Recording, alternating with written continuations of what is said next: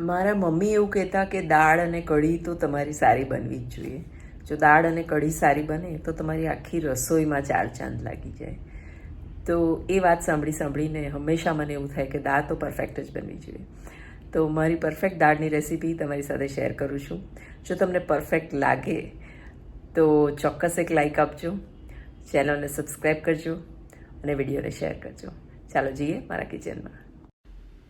Perfect consistency અને up to the point મસાલા સાથે આજે મારી રેસીપીમાં તમારું સ્વાગત છે. આજે ફક્ત અને ફક્ત દાળ ભાત બનવા જઈ રહ્યા છે. એટલે માપ પ્રમાણે 3 નાની વાડકી તુવેરની દાળ અને 3 મોટી વાડકી ચોખા. હવે આ બંને વસ્તુ દિવેલથી મોયેલી છે, એટલે ગરમ પાણી નાખી અને આપણે એને સારી રીતે ધોવું તો પડશે જ. હાથ નાખી શકાય એટલે પાછળથી થોડું ઠંડુ પાણી પણ ઉમેર્યું, એટલે હું સારી રીતે તેને હાથથી ધોઈ શકીશ.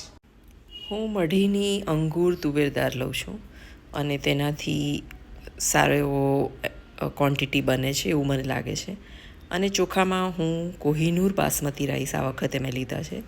નોર્મલી હું દર વખતે દાવત લઉં છું, પણ આ વખતે કોહિનૂર બાસમતી રાઈસ લીધા, જેનો દાણો પતલો આવે છે અને ભાત બહુ સરસ લાગે છે.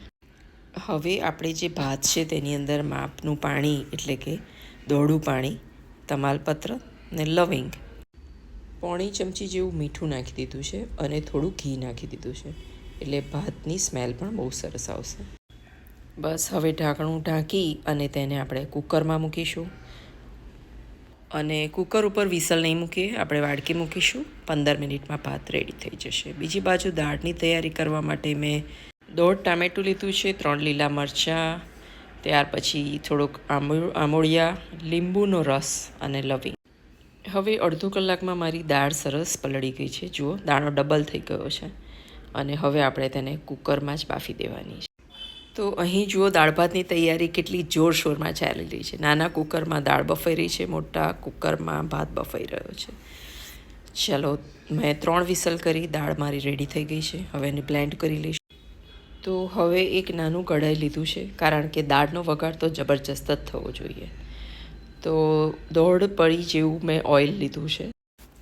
અહીં આપણે 3 લવિંગ લીધા હતા, તે દાળના વઘાર માટે સૌથી પહેલાં તેલમાં નાખજો, કારણ કે લવિંગનો સ્વાદ તેલમાં તળાય પછી જ આવે છે.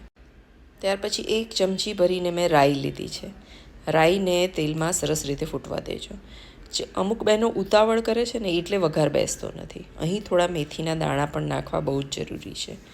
જ્યારે રાઈ અને મેથી દાળમાં તળાશે ને, ત્યારે એનો સ્વાદ બહુ સરસ આવશે. બિલકુલ ઉતાવળ કરવી નહીં. અને હવે સરસ રીતે બધું ફૂટી ગયું છે, ત્યાર પછી આપણે 5 ચમચી જેવી હિંગ નાખીશું. અહીં મેં 2 થી 3 કાપેલા લીલા મરચાં નાખ્યા છે. હવે જે ટામેટું 1.5 લીધું હતું તેને ટુકડા કરીને આપણે વઘારમાં નાખી દેવાનું છે. હવે સારી રીતે ટામેટાને મરચાંને ચડવા દેજો. ટામેટાને પોચા પડવા દેવાના છે અને 80% જેવા ઓગળવા દેવાના છે. તો અહીં 1.5 ચમચી જેવું મેં લાલ મરચું પણ એડ કરી દીધું છે અને સાથે વઘારમાં જ આપણે ધાણા જીરું પણ નાખી દેવાનું છે. 1 સવા ચમચી જેવું ધાણા જીરું નાખી દેજો. અને અહીં હળદર પણ આપણે લગભગ 1.5 ચમચી જેવી નાખી દઈશું. અને 1/2 ચમચી જેવો ગરમ મસાલો નાખી દીધો છે. દાળ શાકનો કોઈ પણ ગરમ મસાલો ચાલી જશે. વઘારમાં આ બધા જ મસાલા તમે નાખજો. ઘણા લોકો શું કરે છે કે બધા જ મસાલા દાળમાં નાખે છે. આ જ સૌથી મોટી ભૂલ થાય છે. એટલે તમે બધા જ મસાલા વઘારમાં નાખજો અને આવી રીતે વઘાર સારી રીતે થવા દેજો. આ છે અથાણાનો મસાલો, જે આપણે ખાટા અથાણાનો મસાલો કહીએ ને, એ છે. 1 ચમચી ભરીને તમે ચોક્કસ નાખજો. આનાથી તમારે દાળનો સ્વાદ રસોયા જેવો આવશે. વઘાર આપણે સારી રીતે થવા દેવાનો છે, માટે જ મેં લગભગ અડધો કપ જેવું પાણી નાખ્યું છે. સરસ રીતે વઘાર આપણો ચડવા દેવાનો છે. અહીં આમોળિયાના ટુકડા પણ આપણે વઘારમાં નાખી દઈશું.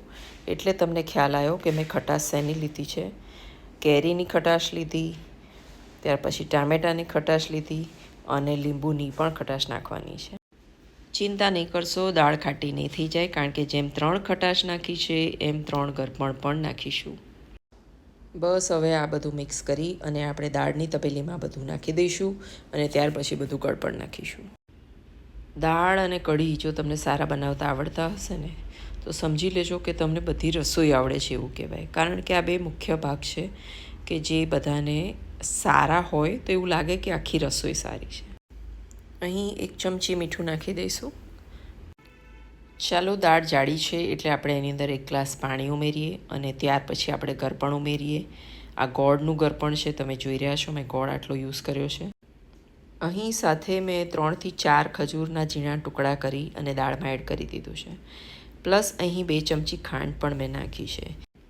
એટલે જેમ 3 પ્રકારની ખટાશ લીધી એમ 3 પ્રકારનું ગરપણ પણ લીધું છે અને એકદમ બેલેન્સ દાળ બની છે. હવે આની અંદર ફક્ત ધાણા ભાજી નાખવાની રહી છે. ભરપૂર ધાણા નાખી અને દાળને થોડી વાર ઉકળવા દેજો. હવે જુઓ કેવી સરસ દાળ ઉકળી છે કે એનો કલર પણ કેટલો સરસ કેસરીયો આવ્યો છે.